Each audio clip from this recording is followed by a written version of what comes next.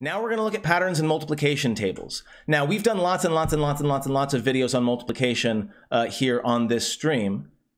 And one of the big things that I mentioned is you don't have to memorize the times tables. It can be helpful for speed and efficiency.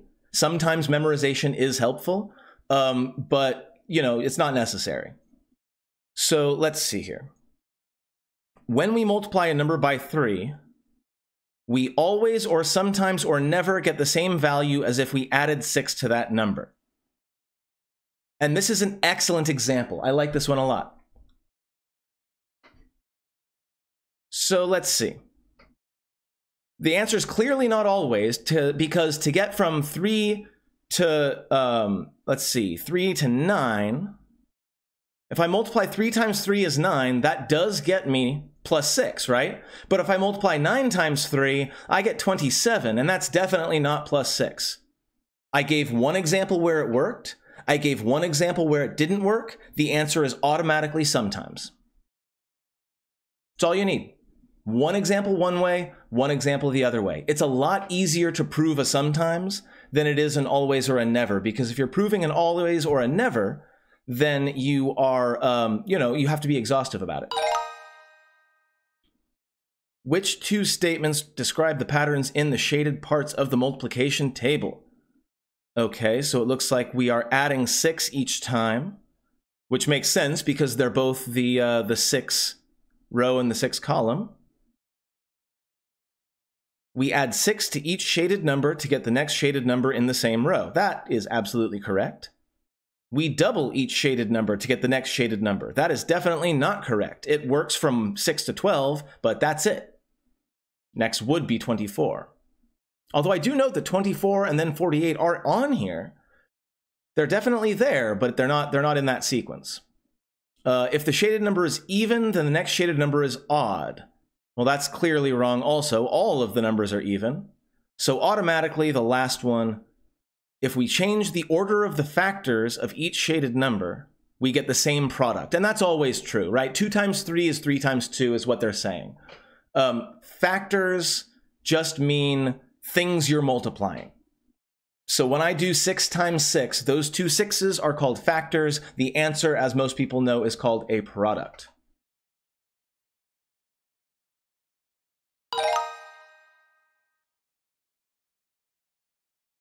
Nathaniel, I didn't quite follow your most recent chat. What's happening here? It looks like it's 50, 60, 70, 45, 54. These are multiples of 10. These are multiples of 9. These are multiples of 8.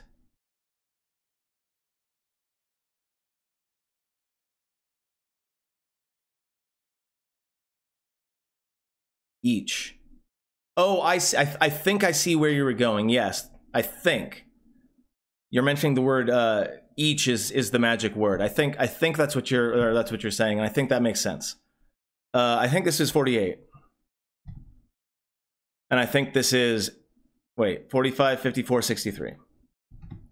It's part of the hint that it gives is that it's part of a multiplication table.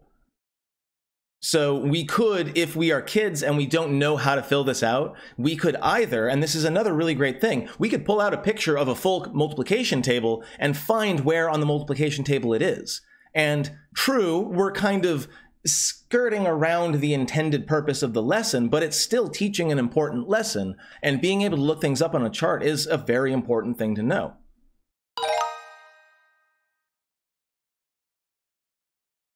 Okay, so it looks like we're looking at the multiples of 4 and 8, yeah? When we multiply by 8, we always, sometimes, never get double the number we would get when we multiply by 4. Now, this is an interesting one. So if I take a number times 8, is that the same thing as taking the number? I'm going to put an equals with a question mark here to, whoa, that's a little bit. I'm going to put an equals with a question mark here. And then it says double the number we would get when we multiply by 4. So multiply by 4 and then multiply by 2. So that's what it's saying. It's saying, is multiplying by 8 the same thing as multiplying by 4 and then doubling? And the answer is always. 4 times 2 is 8. So yes, when we multiply by 8, we always get double the number that we would get if we multiply by 4. Because 8 is double 4. Which two statements describe the patterns in the shaded parts of the multiplication table? Okay, so it's just the multiples of 9, and it's only the row, not the column. The ones digit and the tens digit of each shaded number. One moment. All right, take 2. Action. I'm not editing this out. The ones digit and the tens digit of each shaded number add up to a multiple of 9. Try it out. Look at each one of those. Add the ones digit and the tens digit. The thing that I said works for 3s, works for 9s as well. 1 plus 8 is 9, 2 plus 7 is 9, 3 plus 6 is 9, 4 plus 5, 5 plus 4, 6 plus 3, 7 plus 2, 8 plus 1, 9 and 0. This is the origin of that math hand trick where you can find multiples of 9 by putting down one finger. So I now have 1 and 8 is 18. I now have 2 and 7 is 27. Some people learn how to multiply by 9s that way. And it's something I should also make a video on. The list is growing. Each shaded number is odd. Well, that's not correct because 18 isn't odd. We add 10 to each shaded number and then subtract 1. And this is, for those of you who haven't been with me very long, a big throwback to stuff that we did back in 1st and 2nd grade, where we learned that if we want to add 9 to something, we can just add 10, which is usually much easier, and then subtract 1, which is also usually much easier. It's the same thing, it's the same process, it gets you to the same place. Both are totally valid.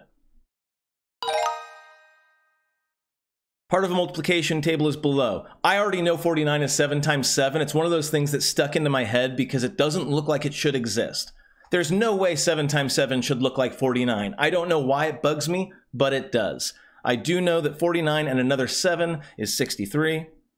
No, 49 and another 14 is 63. Let's find out. 50, 51, 52, 53, 54, 55, 56. Do not be afraid to use those fingers. And that makes this 81.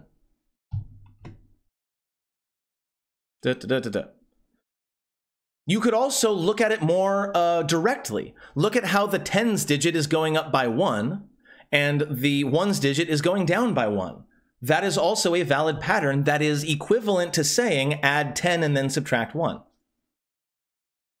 It's all good so long as you can communicate your ideas, and so long as you can understand when other people communicate theirs. That's the goal. The goal is not to get the answer correct 100% of the time, no matter what your teacher or the exams tell you. Looks like we're dealing with multiples of 5s and 10s here. When we add any two multiples of 5 and 10, we never get a number ending in 2, because when we add 5s and 10s, there's only 2 options for the ones digit. In this case, 0 and 5. It depends on where you start, right? If I started at 2, then it would be 2, 7, 12, 17, 22, 27, that sort of thing. So we never, ever, ever get a number ending with 2 if we take multiples of 5 or 10 and add them. And that's that.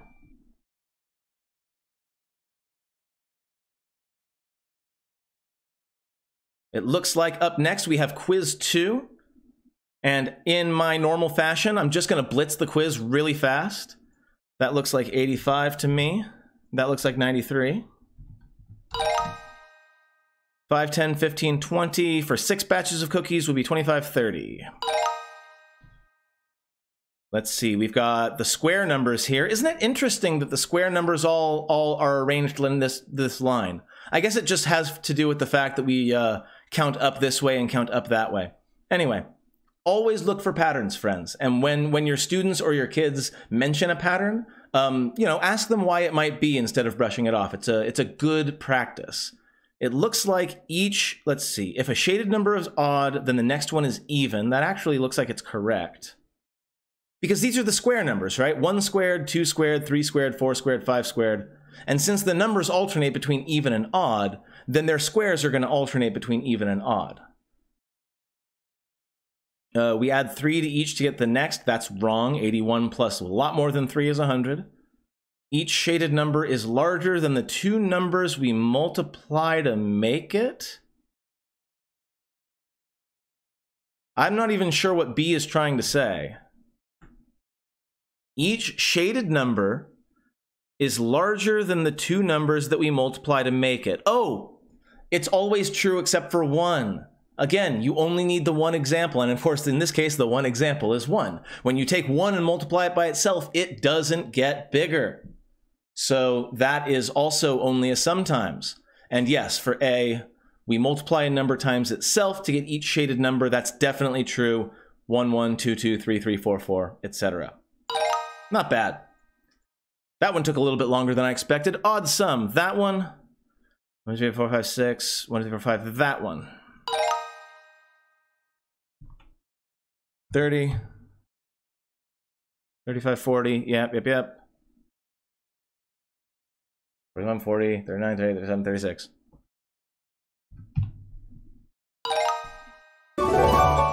That's quiz 2. I don't even know why I bother doing the quizzes. They don't actually really add anything unless I missed a problem, but I'm going to keep doing them anyway because I'm committed to this stream.